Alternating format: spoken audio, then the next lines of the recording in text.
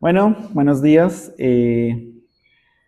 Entonces, en la clase anterior les había dicho que eh, para una sola espira tendríamos que eh, definíamos la inductancia como el flujo magnético sobre la corriente, ¿cierto?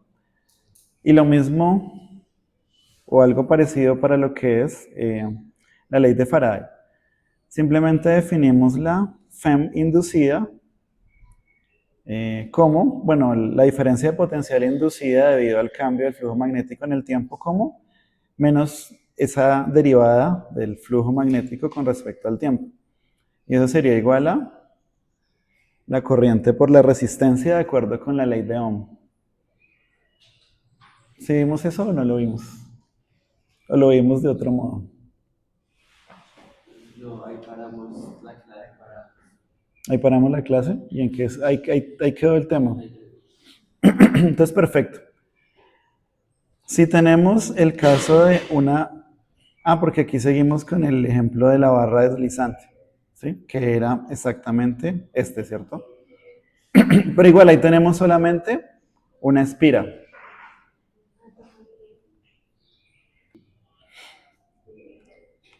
Entonces, tanto para el ejemplo de esta espira o de una espira rectangular, como para el ejemplo de la barra deslizante, ahí solo tenemos, pues tenemos una sola espira. ¿Cómo sería para n espiras? Entonces, para n espiras, voy a escribirlo más abajo. Aquí va. Entonces, generalizando, le colocamos espacio a esto. Generalizando para n espiras,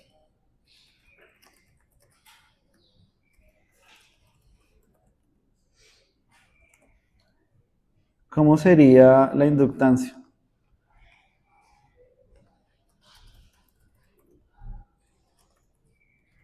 Es de la forma.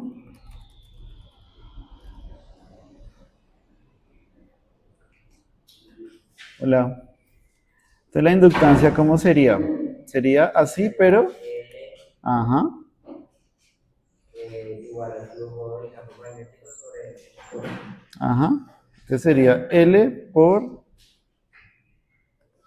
Que nos falta solo multiplicar por n, lo que ya teníamos, ¿cierto? Y la ley de...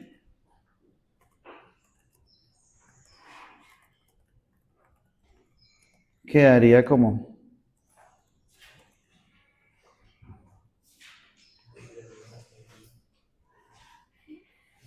Puede quedar igual. Pues sería menos N Pues quedaría igual. por del flujo magnético. A veces la escriben así. Esto siempre se va a escribir como el cambio del flujo magnético eh, por el, o sea, por menos la derivada del flujo magnético con respecto al tiempo.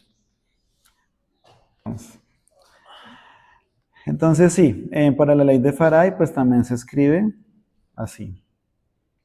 Hay que multiplicar también por una n. Ah, aquí lo que hice fue sacarlo de él.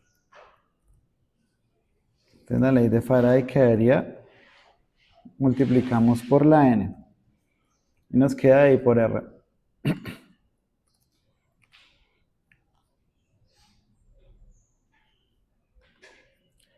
¿Cierto? Y entonces, ¿cómo sería el caso del solenoide? Entonces, para el caso del solenoide cilíndrico, creo que eso ya lo tengo ahí listo. Entonces, para el caso del solenoide cilíndrico, vamos haciéndolo por pasos.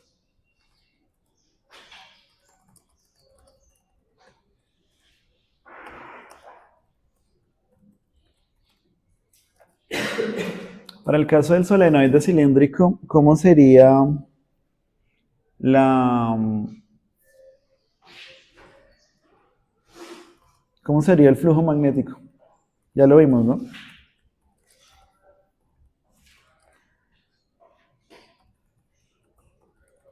A es B por ¿Cómo era el solenoide cilíndrico? Volvamos al blog y lo miramos. B por A, Miremoslo que sería desde... igual a mu sub 0 por N por I por pi al cuadrado. Espérame. Déjame lo miramos acá. Entonces, era este, ¿no? El solenoide era este.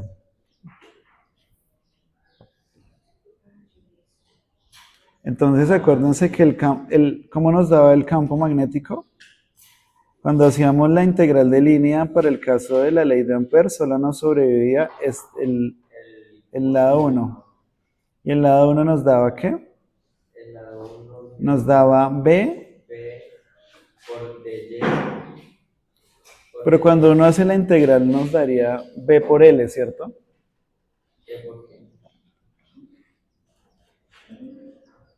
B por dr. Ya miramos. Entonces, ¿cómo sería el flujo? Entonces, el flujo magnético sería que Ah,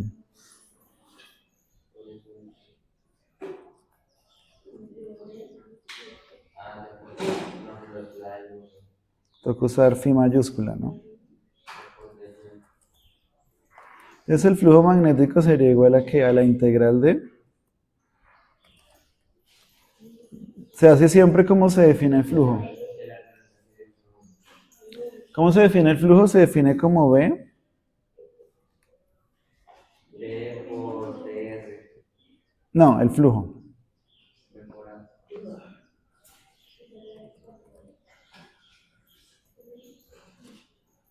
Es B por N por dA, ¿cierto?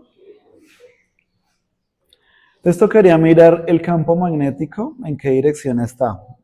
Si miramos la imagen tomada de Serway, el flujo magnético, acuérdense que el solenoide, ¿se acuerda que ese fue el que usamos para la balanza de corrientes?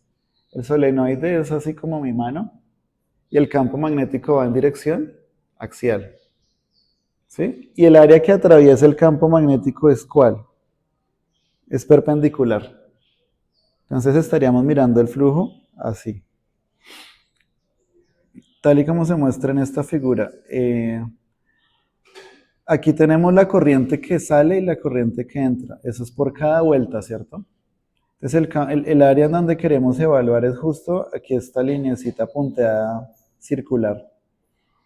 Entonces el área es perpendicular a la dirección del campo. Entonces aquí nos va a quedar simplemente B por A. Pero, ¿cuál era este campo B? Este campo B lo hallamos y era ¿cuál? Era B por dy. B por dy, pero era B por L. ¿Y eso es igual a qué? ¿A mu sub 0? O sea, en últimas B por A, que sería mu sub 0 por N por I. es mu sub 0 por N por I y eso es B por L, ¿cierto? Otra vez. Sí, porque N sobre A es L, ¿no? Entonces, ¿cómo nos daba eso? Pues B es igual a mu sub 0 por L, que es, bueno, Entonces nos daba así, miren, B por L sería igual a que esto era la integral de Ampère. Ah, sería esta integral cerrada. B por el ¿de qué? De B punto.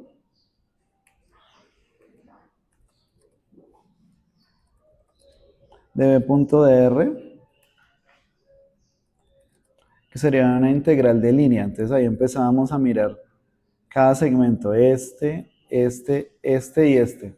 Pero lo único que contribuye es uno, entonces nos queda B por L cuando uno hace la integral. Y eso sería igual a ¿qué? Por ley de Ampère sería mu sub 0 ahí, por N sobre A. por el número de vueltas por I, ¿no? Por la corriente encerrada. Ah, no, pues este es mu sub 0 por la corriente encerrada.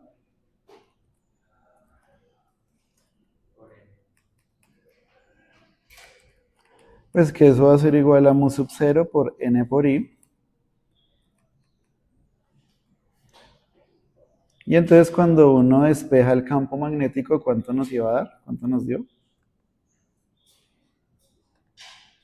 Cuando uno despeja el campo magnético, Pues todo dividido en L. ajá. Entonces cuando uno despeja el campo magnético, ¿qué nos va a dar? Dejamos todo como estaba. Entonces el campo magnético nos va a dar ¿qué? Mu sub 0 por N por I sobre L.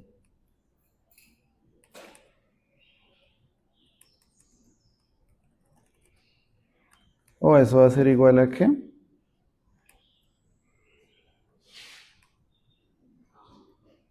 A mu sub 0 y uno agrupa N sobre L aparte.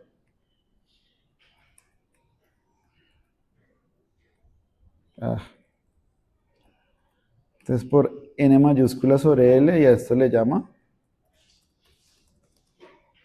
N minúscula, ¿cierto? Entonces queda mu sub 0 N minúscula por I. Y eso ya lo habíamos visto. Sí. ¿Cómo? Que era la que ya lo mencioné. Entonces ahí nos va a dar ¿qué? Entonces el campo magnético nos va a dar ¿qué? Mu sub 0.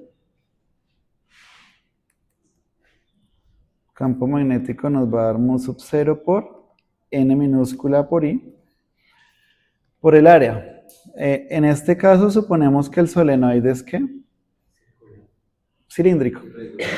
No, cilíndrico. Entonces esta área de acá será la del círculo.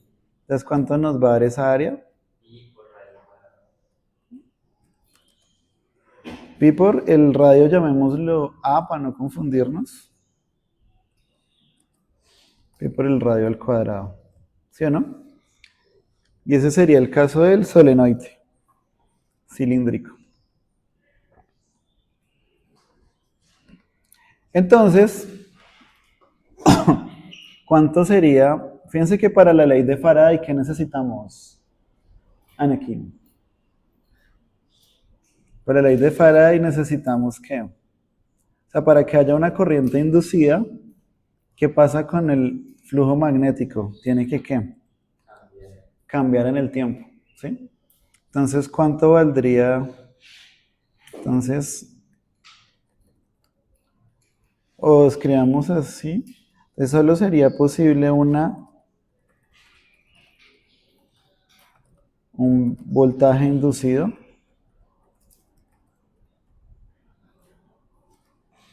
O mejor dicho, el voltaje inducido sería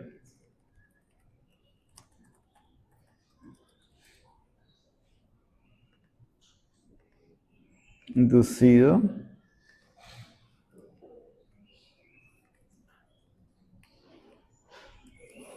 es de la forma, entonces usamos la ley de Faraday como está acá, como tenemos n vueltas, fíjense que esta es n ¿qué? N mayúscula, ¿no? Y aquí tenemos n minúscula que es el número de vueltas por unidad de longitud. ¿Pero de cuál longitud? De la longitud, es como decir del largo del cilindro, ¿no? Eso es lo que toca mirar. Entonces, el voltaje inducido, ¿cómo sería? Usamos la ley de Faraday. ¿Cómo sería ese voltaje inducido? Sería menos n por la derivada. Voy a quitar la ley de Ohm. ¿Y cómo sería la derivada? De todo, solo de. No, pues la derivada es del flujo, ¿cierto? Entonces nos queda n por la derivada de lo que es el flujo. ¿Y cuál es el flujo? Pues todo esto, ¿cierto?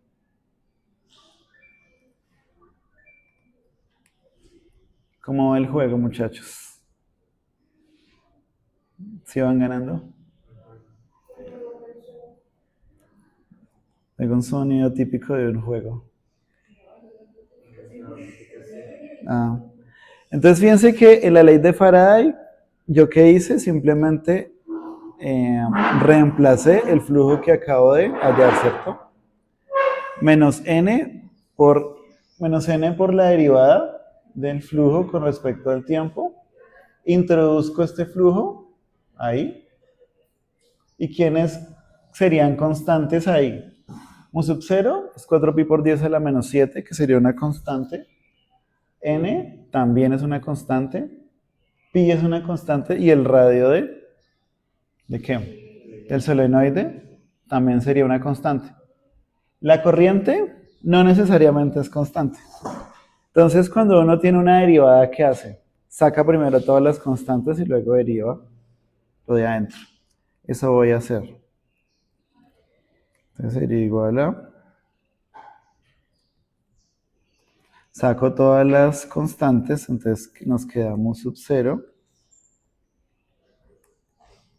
N por pi al cuadrado por el cambio de corriente en el tiempo. Y ya. ¿Sí? Eso es todo, mejor dicho, nada.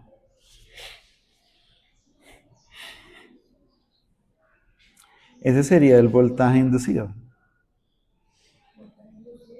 Sí, de acuerdo a la ley de Faraday. Entonces, ¿cuál sería el requisito? Entonces, para que el voltaje inducido sea diferente de 0, el requisito es ¿qué? Macana. La corriente no se hace. Entonces la corriente, pues la corriente, o sea, la corriente debe ser dependiente del tiempo, ¿cierto? O sea, para que la derivada, o sea, el requisito es que la derivada de la corriente no sea 0, ¿cierto? O la corriente no debería ser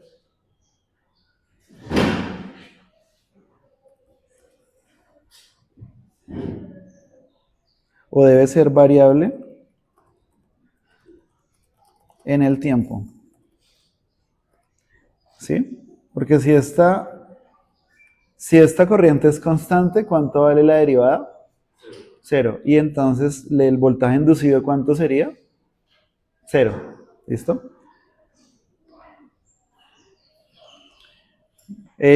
Por otra parte, ¿cuál sería la inductancia?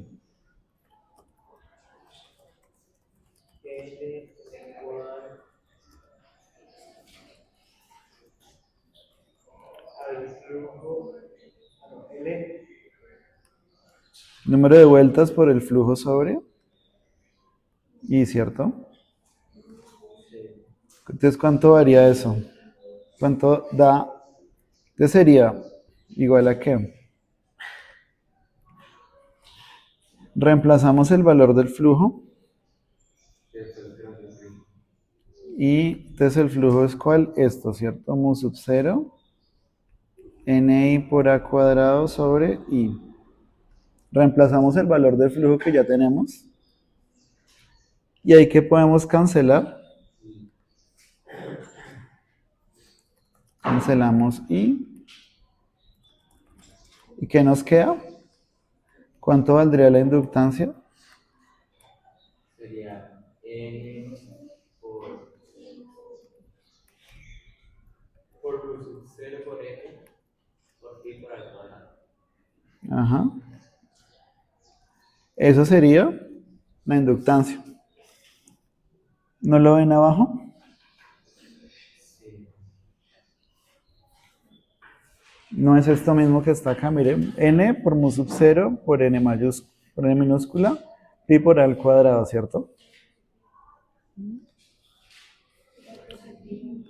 Entonces, ¿qué podemos hacer acá? Es lo mismo, ¿no? Entonces,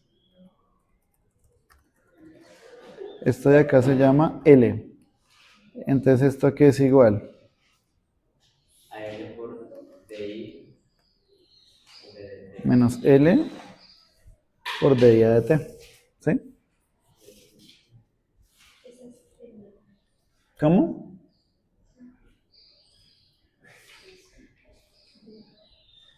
¿Sí?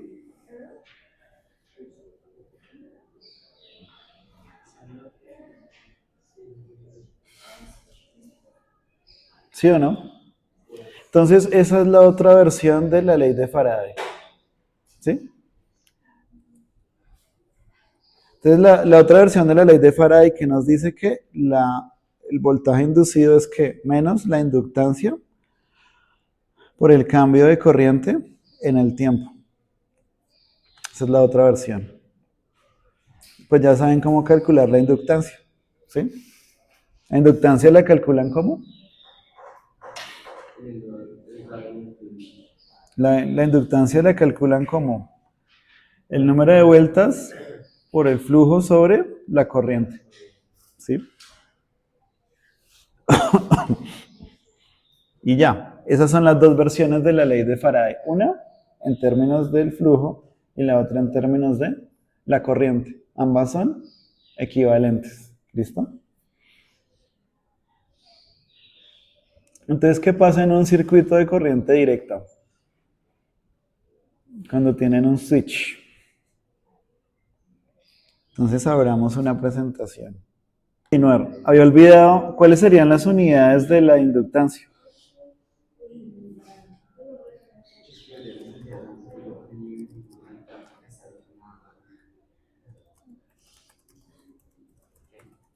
¿Qué unidades tiene la inductancia?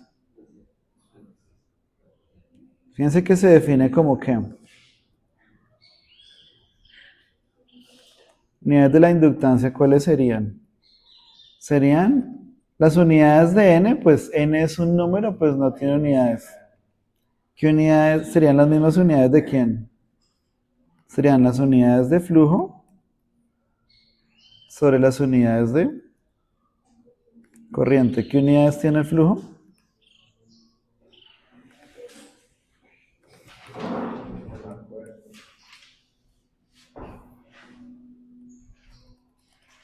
Hemos dicho que el flujo magnético tiene unidades de Tesla.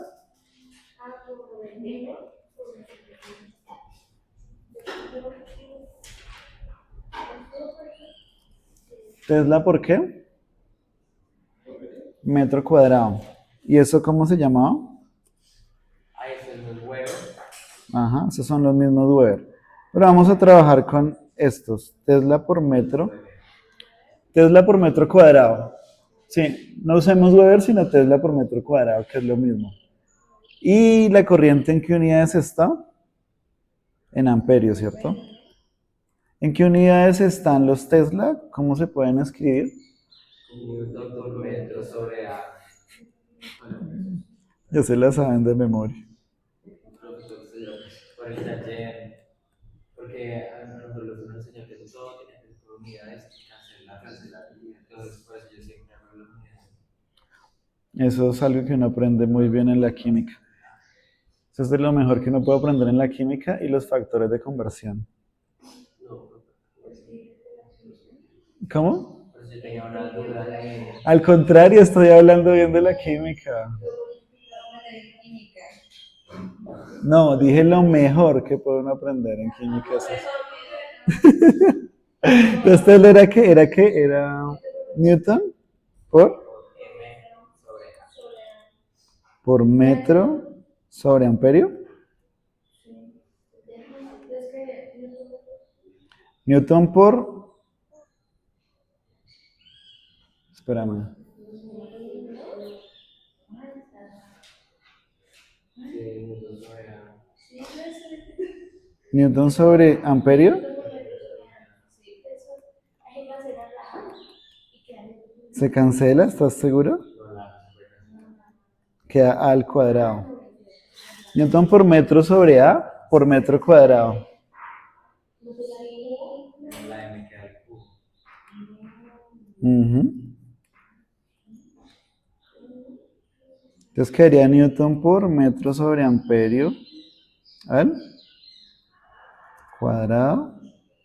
Y aquí nos queda metro al cubo, ¿cierto? Así, ¿cierto?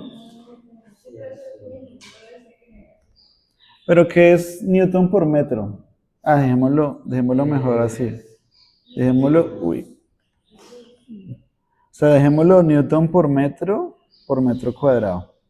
Entonces, Newton por metro es ¿qué? Joule, ¿cierto?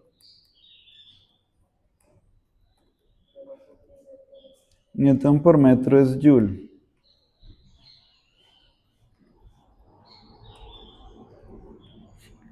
Lo mejor que puedo aprender aquí. Disque hater. Ahora, ¿qué es un amperio?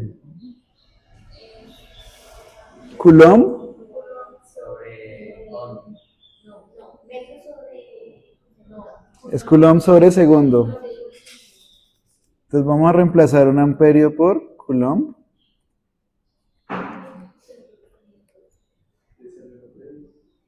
¿Cómo? Coulomb sobre segundo. ¿Pero qué es Joule sobre Coulomb? Volta.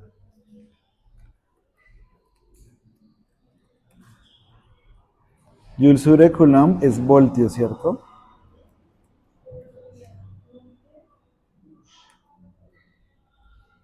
Quitemos esto.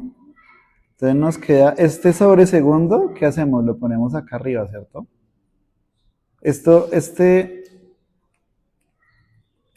Este sobre segundo que tenemos acá, ¿sí lo ven? Como está sobre, entonces por ley de la oreja sube. Entonces nos quedaría aquí. ¿Sí? Nos queda así. ¿Pero qué es voltio sobre amperio? Tesla. ¿Qué es voltio sobre amperio?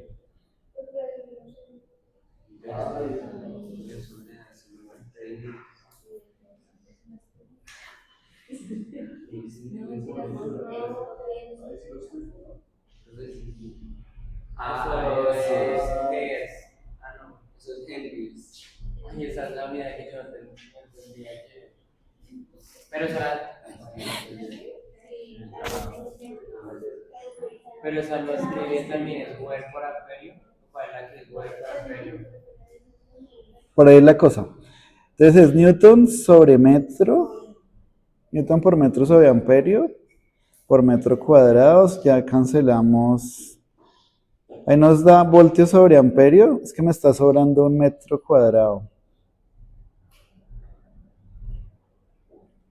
Porque me está dando ohm, voltio sobre amperio, ¿qué es? Henry. No, voltio sobre amperio es ohm, Ah, sí, por la de. por metro cuadrado por segundo.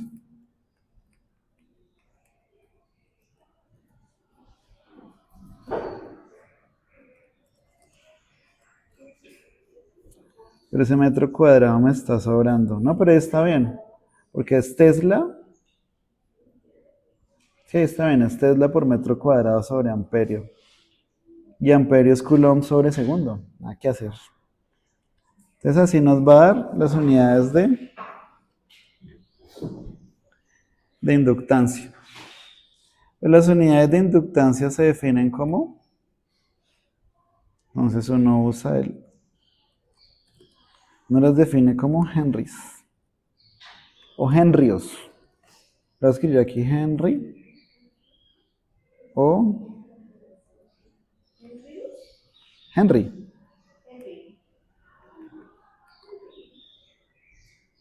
o H. Sí, me queda la duda del metro cuadrado. No, pero ahí está bien.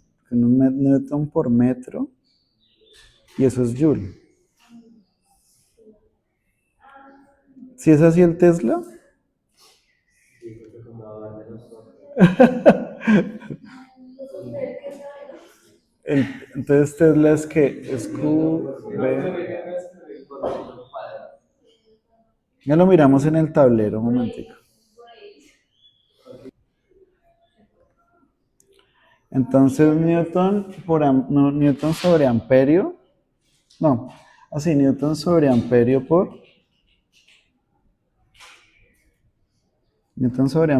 por metro, ¿cierto? Lo que está mal es un metro. Newton sobre amperio por metro.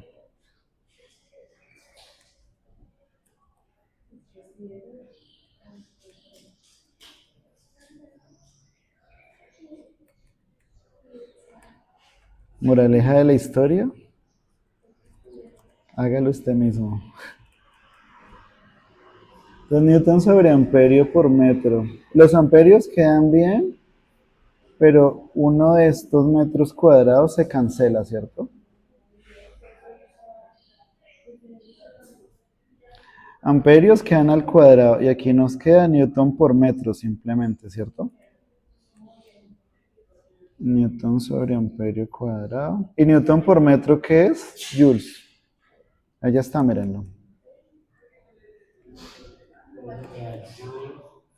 Newton por metro es joules. Este metro cuadrado no hay.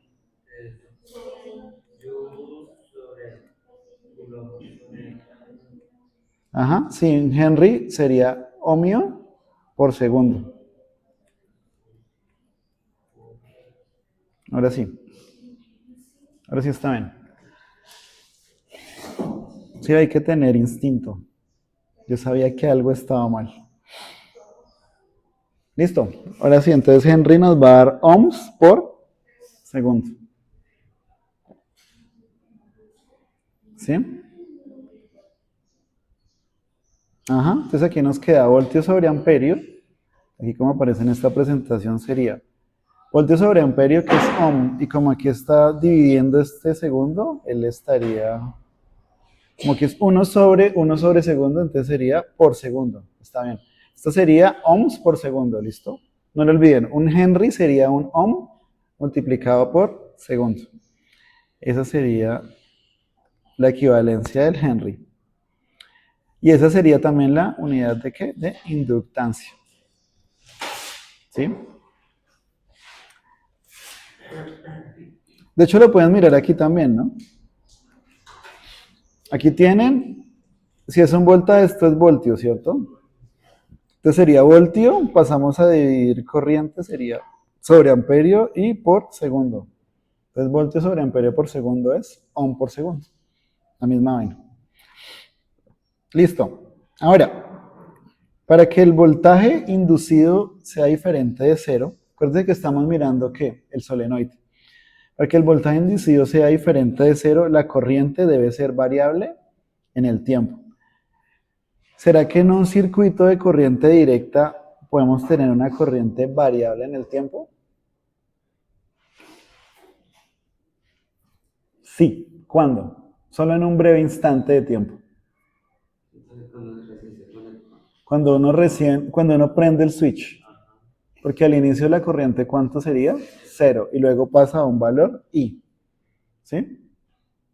Pues dependiendo de la inductancia que tenga el circuito, ¿qué va a pasar? O sea, dependiendo de la inductancia o la inductancia influye en cuánto tiempo tardaría de cero, de pasar la corriente de cero a I, que es su valor estable, ¿sí? Eso dependería de la inductancia de todo el circuito. Que eso es lo que yo les decía que era equivalente a la segunda ley de Newton. Entre más masa inercial, entre más masa inercial que menos va a cambiar la velocidad o la aceleración también. ¿Sí? Eso sería el concepto de inductancia. Entonces, para que... Entonces,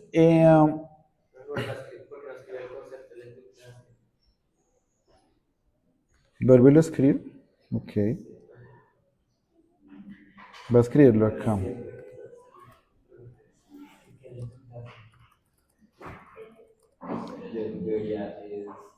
O mejor hagámoslo en esta ecuación. Entonces, para un circuito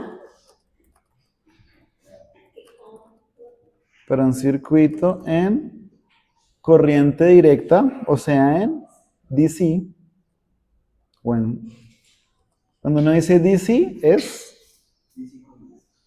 no, de hecho es como en la banda de rock AC/DC, ¿no? ¿No escucha rock? ¿No escuchan? ¿No han oído hablar de AC/DC?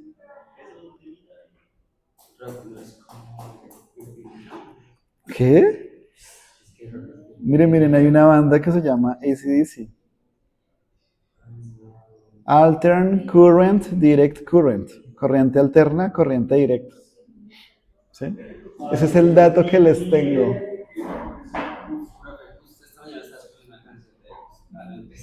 ¿No han escuchado Thunder Truck? No. Ahorita en el break la pongo. Por cuestiones de copyright estoy grabando y después lo voy a subir en YouTube, entonces ahí te lo coloco. No, no es eso, sino que me lo banean de una vez. No, no lo multan a uno, pero sí le coloca restringido por copyright. ¿Cómo? DC es corriente directa. Y ahorita miramos el AC. Entonces, sí, entonces en corriente directa, una vez se enciende el switch, la corriente pasa de 0 a su valor estable, que sería ¿cuál? Que sería I, ¿cierto? Eso toma un tiempo.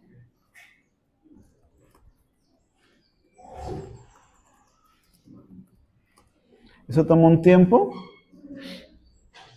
que incrementa que es mayor entre mayor sea la inductancia L.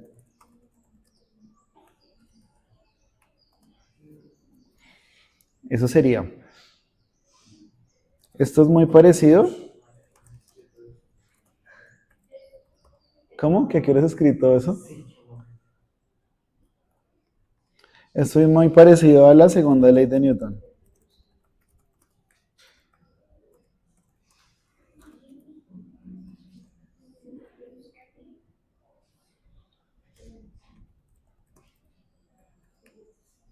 Esto es...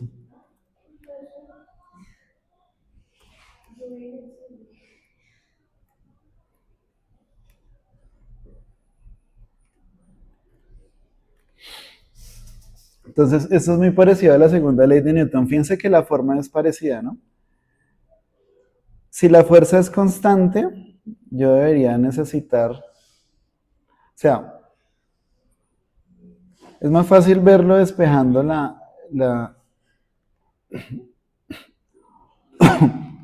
derivada. Entonces,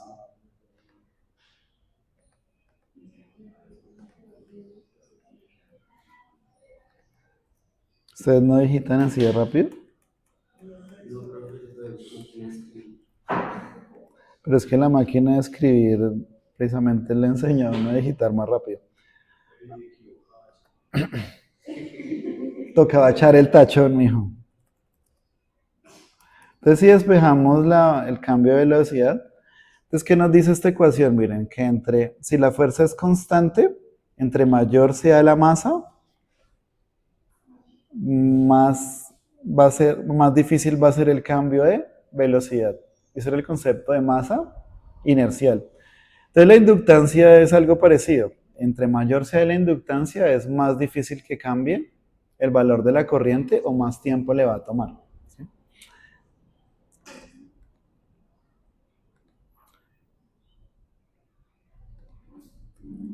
Bueno, ¿hacemos break? Listo. Hacemos break y luego seguimos con... Solo voy a pausar la... Bueno, entonces si ustedes conectan el inductor o su bobina a una resistencia y a una fuente, van a tener lo siguiente. Entonces van a tener por este lado una fuente, por este lado la resistencia y por este lado la bobina. Fíjense que aquí colocamos un switch y ya les digo para qué. Aquí colocamos un switch 1 y de nuevo la fuente, la resistencia y el inductor. Fíjense que el inductor se representa como un resortico, ¿no? Pues porque representa un solenoide, ¿no? Y de hecho cilíndrico. Y le colocamos la letra L. Entonces, ¿cómo representaríamos eso en la ley de Kirchhoff? Este sería un circuito RL.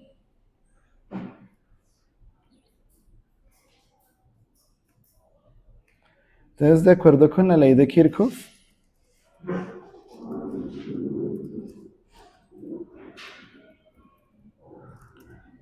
¿cómo sería la suma de caídas de potencial? Entonces tendríamos el voltaje en la fuente menos, ¿cómo sería la caída de potencial en la resistencia? De acuerdo a la ley de Ohm, ¿cierto? Y tenemos una caída de potencial. Tenemos una caída de potencial en la bobina debido a qué? Debido al cambio de corriente, se nos va a inducir, o eso nos va a consumir ¿qué? Nos va a consumir esto mismo, miren, menos L por DI a DT.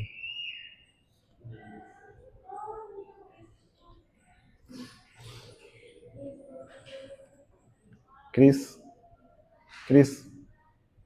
please. ¿Y eso?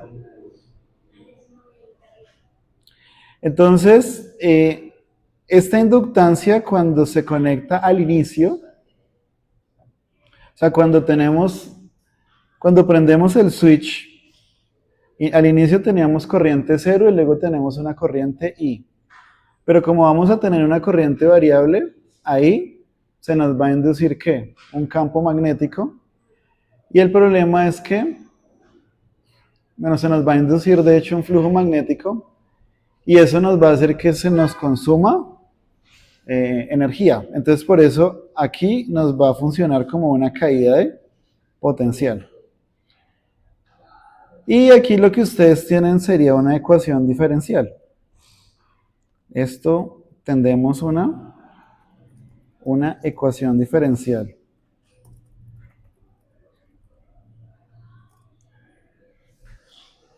Pero esta ecuación diferencial va a tener una solución muy parecida a la del capacitor cargándose. ¿Cómo era el capacitor cargándose? Cuya solución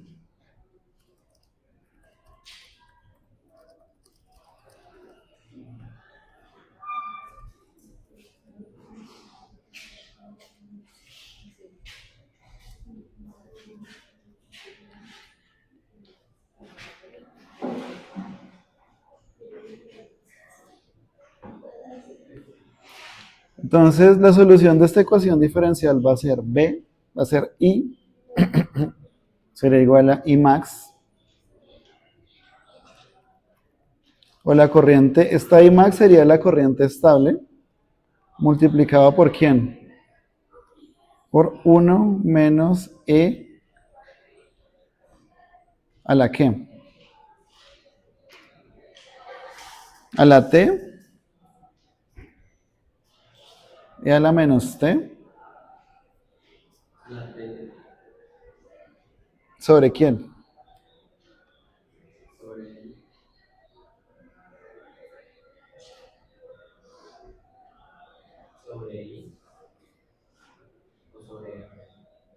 ¿Cómo era en el caso del circuito RC?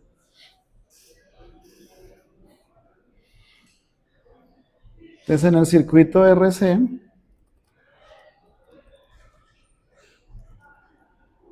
¿cómo era el tiempo de respuesta?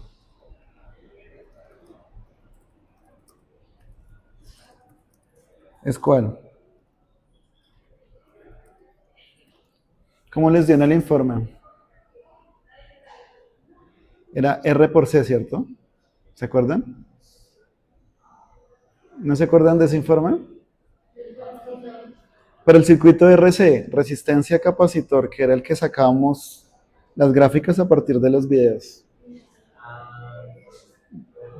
¿Se acuerdan que teníamos una capacitancia de 3300 microfaradios y una resistencia de 6020 ohmios? Que nos da un tiempo de respuesta como del orden de 20 segundos. ¿Sí? Entonces el tiempo de respuesta es tau igual a RC, pero para un circuito RC. Mientras que en un circuito RL,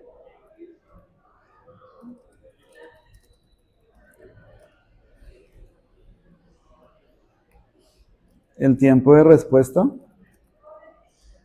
es ¿quién? Tau igual a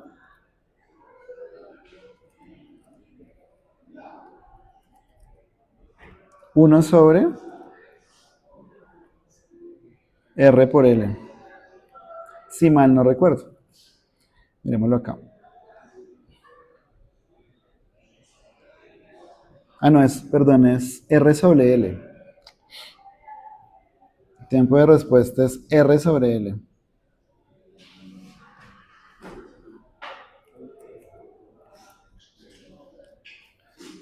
Y entonces aquí vamos a tener que esto es L por T sobre R.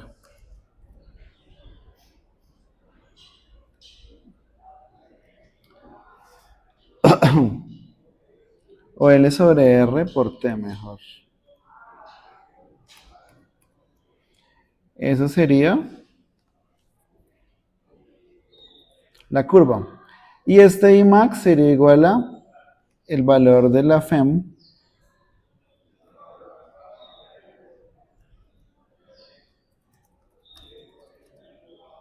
sería sobre la resistencia.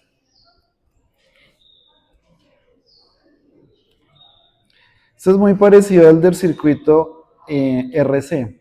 ¿Sí? La solución de la ecuación es la misma, pero lo único que cambia es la forma del tiempo de respuesta. Ya no es RC, sino R sobre L. Pero en esencia, uno lo que usa es el principio de mismas ecuaciones, mismas soluciones. Vale, epsilon esto sobre R.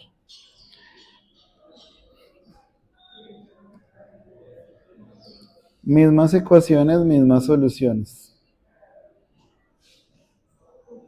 No, aquí esto está mal. Aquí es L sobre R.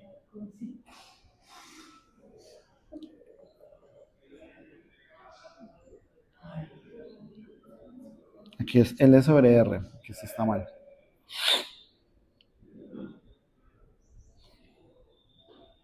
Ah, es que es L sobre R el tau. Es que se contradicen. Perdón, la constante no es R sobre L, sino L sobre R. Aquí es L sobre R. Miremos las unidades. ¿Qué unidades tiene la inductancia? Serían ohms por segundo. Sobre ohm sería segundos. Ajá. Y aquí es R sobre L, perdón.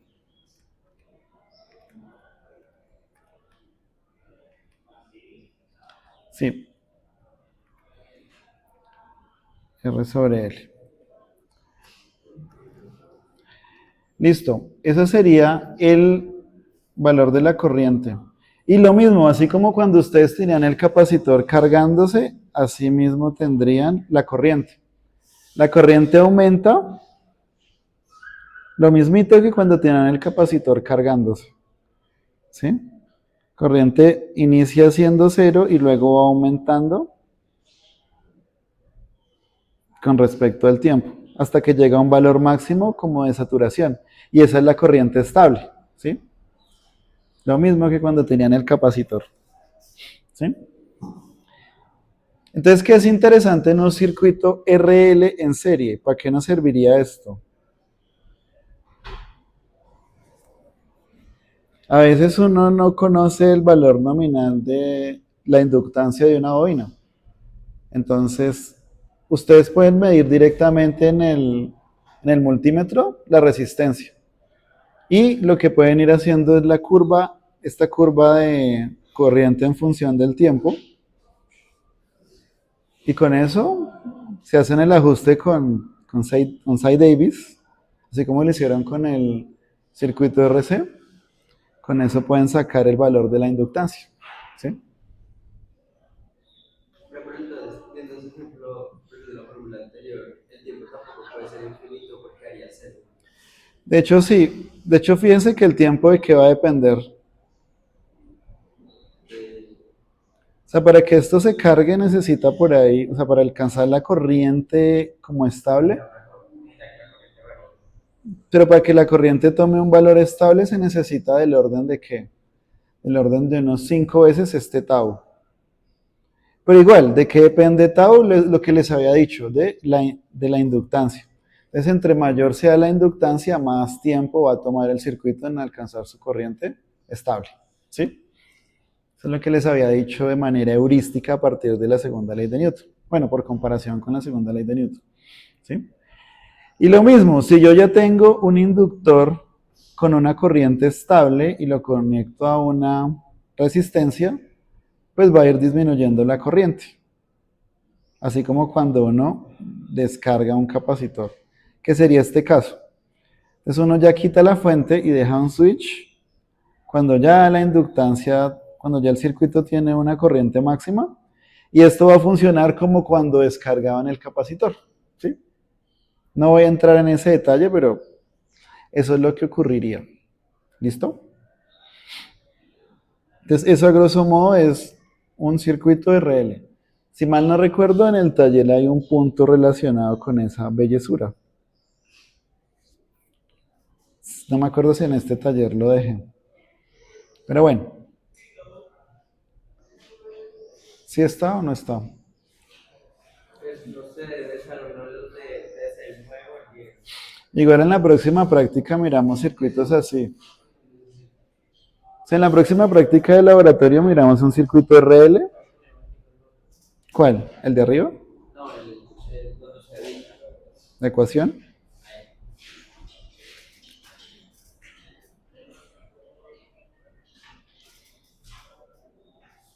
Y ella porque si es E a la menos RL, no es LR. Ah, porque es que este tau, es que esto en realidad es T sobre tau, entonces quedaría invertido. O sea, esto sería igual a qué?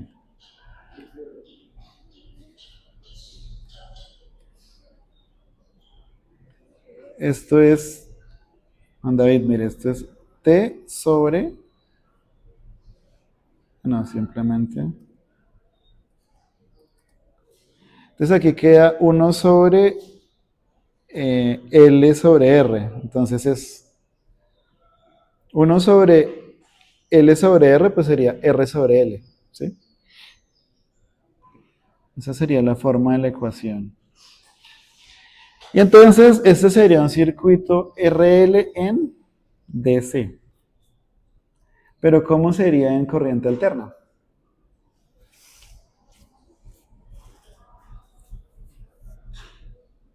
¿Cómo sería en corriente alterna ese circuito? Voy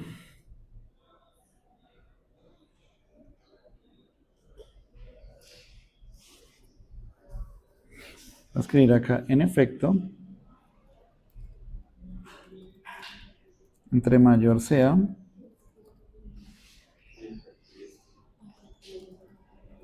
la inductancia, mayor es, más tiempo tarda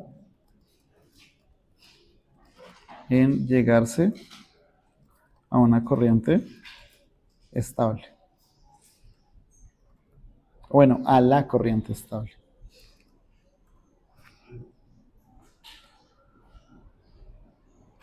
Y ese es el detalle ahí.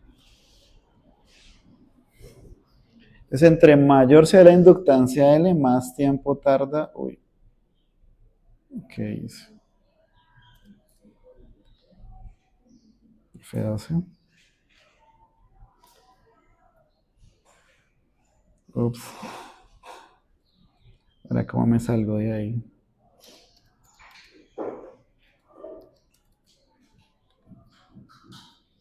Ups. Ahora no sé cómo salirme de ahí.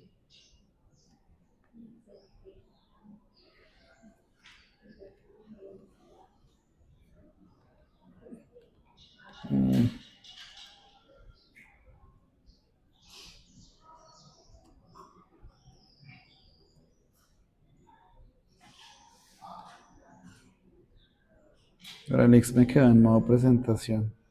Bueno,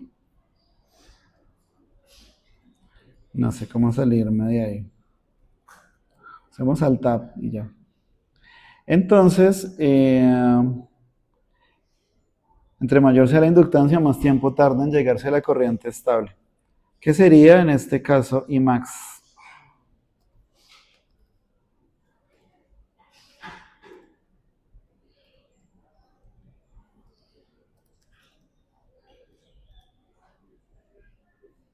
Sería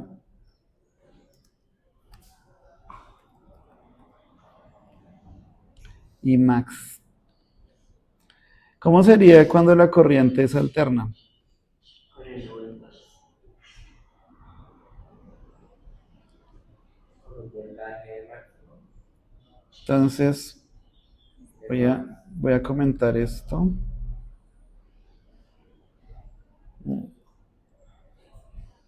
Dejémoslo así. Entonces, ¿cómo sería en serie, pero circuito R en AC, en corriente alterna? Entonces, la ecuación va a ser la misma, pero ahora tenemos un voltaje. Ya no tenemos un voltaje constante, sino un voltaje variable en el tiempo y además es un seno, miren. ¿Y ahí qué? ¿Qué hacemos ahí? Entonces ya va a ser una ecuación mucho más complicada, de hecho, no se puede integrar fácilmente. Lo que nos toca son mirar diferentes casos. Caso 1, quitemos la resistencia. Entonces por eso digo, primero supongamos que no hay resistencia.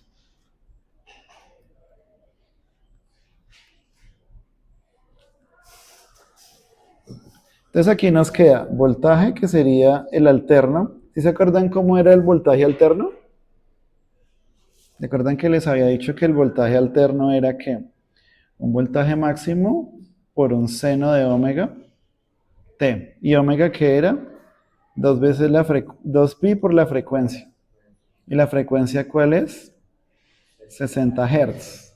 ¿Sí?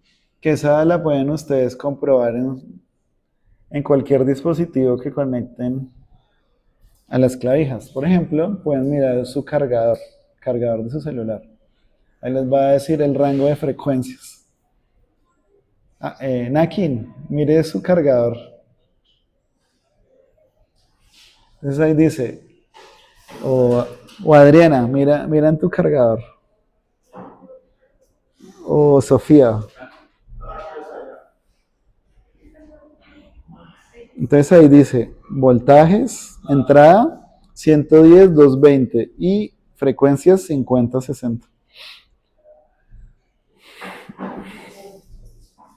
¿Sí?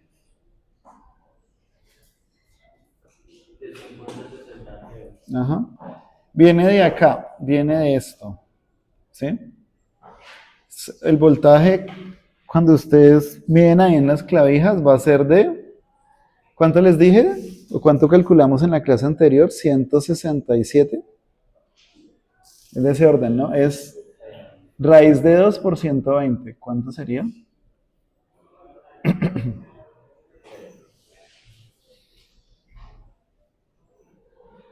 Sí, calculador inteligente.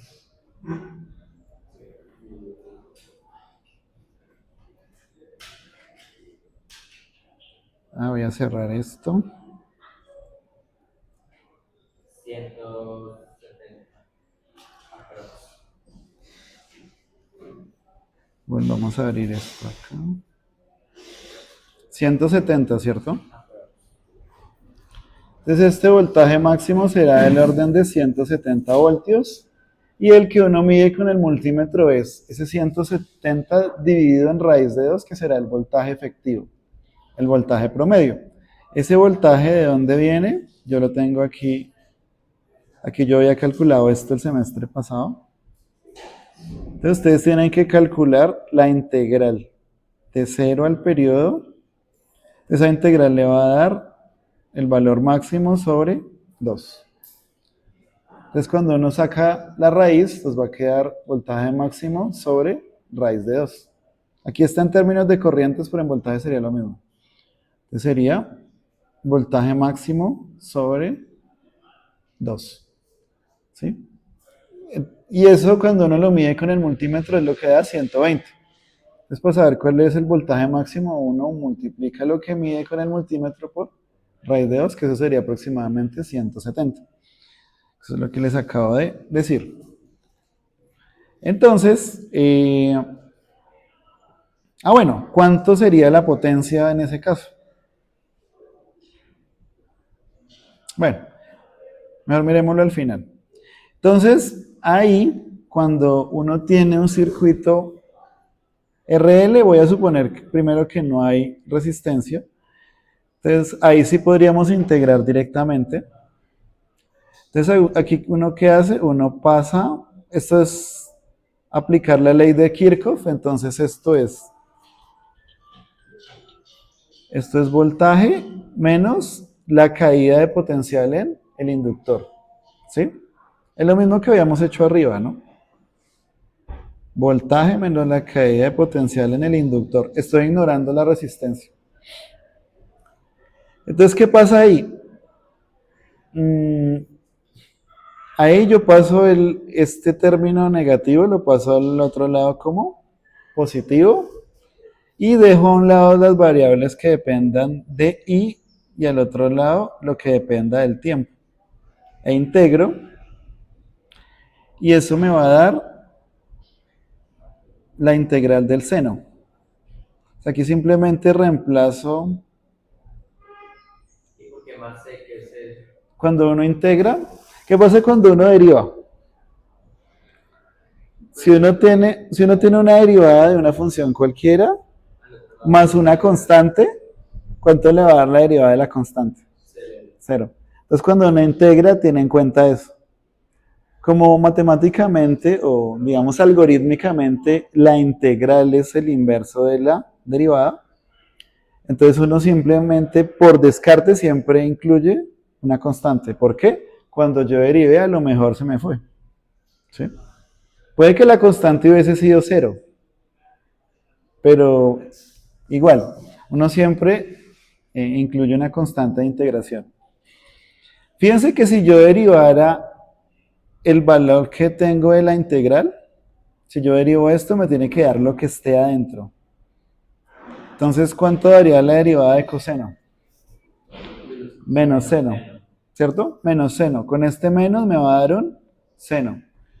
¿Y cuánto va a dar la derivada interna de esto? Omega, ¿cierto?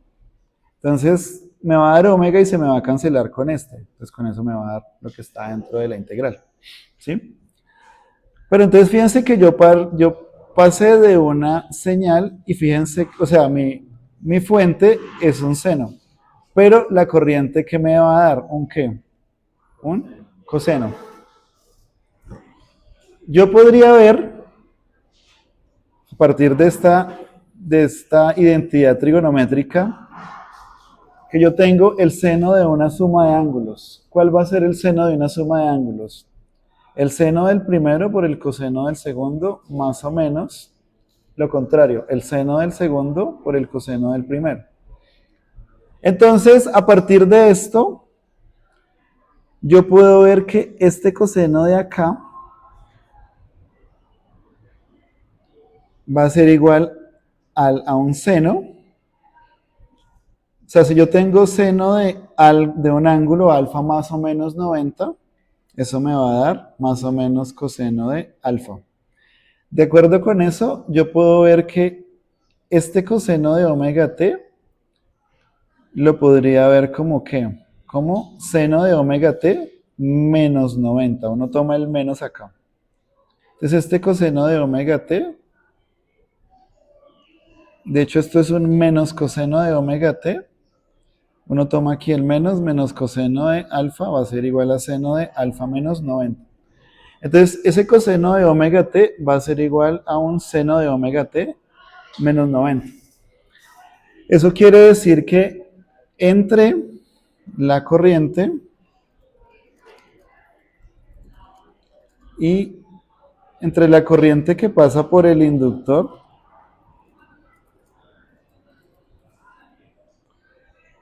y la fuente, hay un desfase de ¿cuánto? ¿De cuánto? De 90 grados.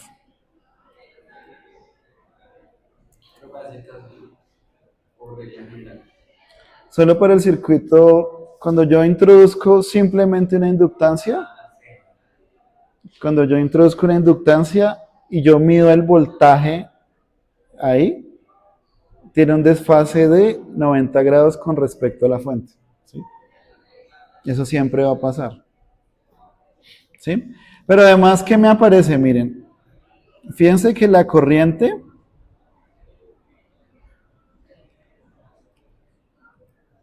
me va a dar igual a ¿qué? ¿Qué es este Vmax por el seno?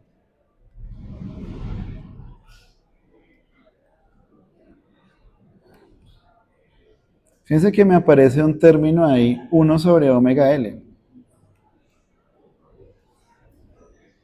O sea, yo aquí tengo corriente igual a ¿qué? Corriente que me va a dar igual ahí. Entonces, para el circuito RL pero en AC, entonces la corriente me va a dar ¿qué? Vmax por el seno de omega t menos 90 grados. ¿Y esto dividido en qué? En omega L, ¿cierto? ¿Este cuál es? Este voltaje aquí que tengo. Esta es la corriente en el inductor.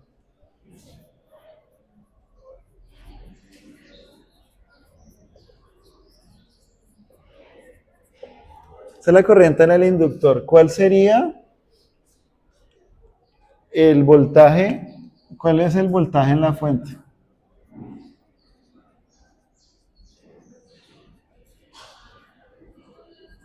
¿El voltaje cuál sería? Vmax seno de omega t. Entonces, ¿cuál es la diferencia? Primero, desfase de 90 grados.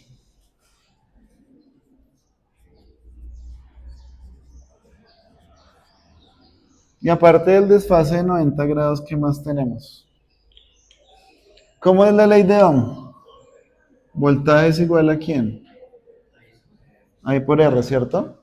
Entonces, ¿I cuánto vale? V sobre R. Fíjense que esto de acá es idéntico a esto solo por el desfase, ¿cierto? Aquí tenemos un voltaje. Pero esto de aquí, ¿a qué se parece? ¿A una qué? Parecido a una resistencia. ¿Sí?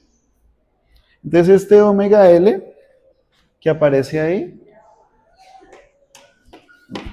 Entonces, esto de acá se parece a la ley de Ohm. Entonces, voltaje sobre resistencia. Y pues en efecto, este omega L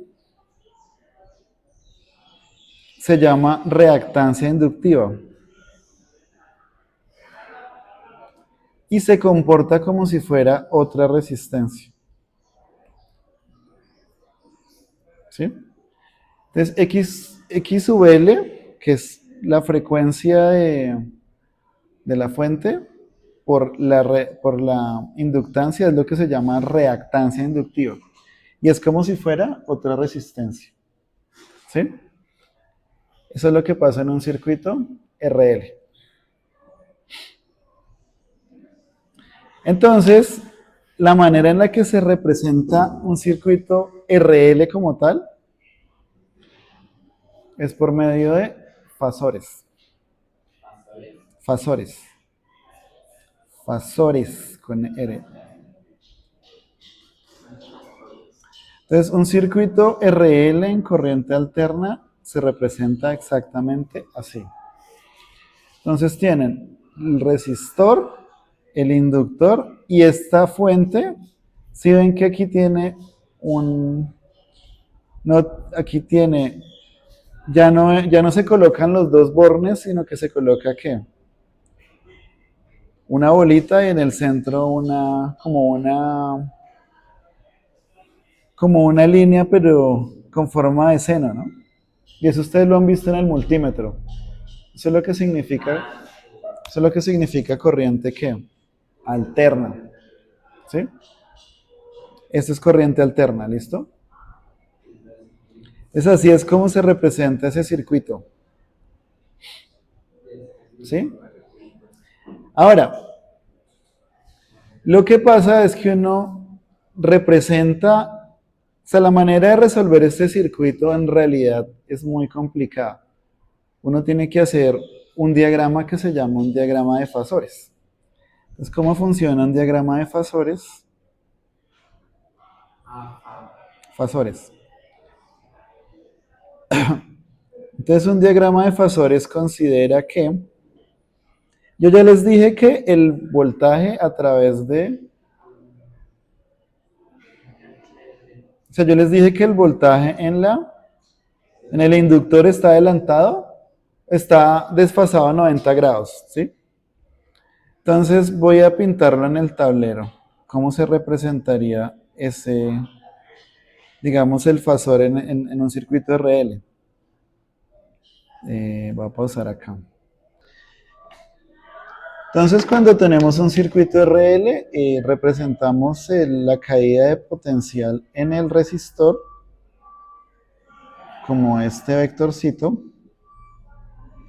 Y sabemos que la caída de potencial en el inductor está desfasada a 90 grados, pero para efectos de fasores la consideramos 90 grados con 90 grados de adelanto.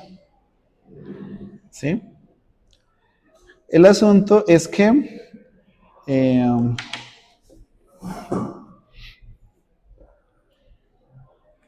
al sumar las caídas de potencial,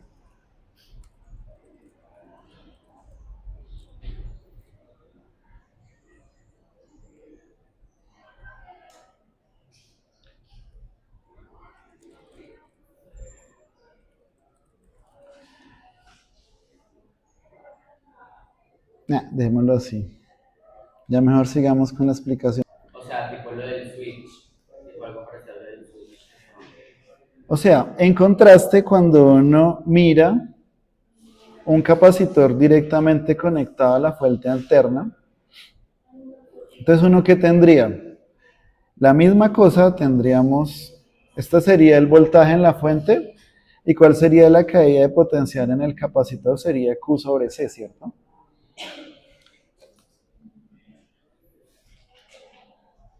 Entonces, cuando uno hace todas las operaciones algebraicas, uno obtiene que si uno conecta un capacitor directamente a una fuente alterna, la corriente va a tener esta forma de acá. La corriente va a ser Omega C, o sea, frecuencia angular por la capacitancia, Vmax por el voltaje máximo coseno de omega t. Pero ya sabemos que si tenemos un coseno es ¿por qué? Porque vamos a tener otra vez un desfase. ¿Sí? De nuevo vamos a tener un desfase de 90 grados. ¿Sí?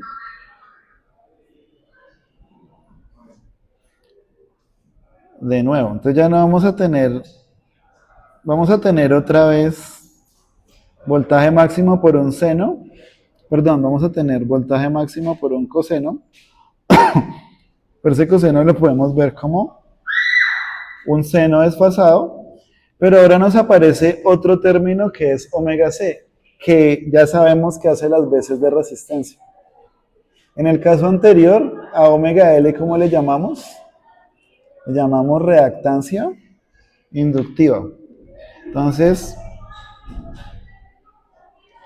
cuando conectamos un capacitor a una fuente alterna, nos va a aparecer una reactancia capacitiva dada por esto, 1 sobre omega c. ¿Sí? Después de hacer toda esta álgebra.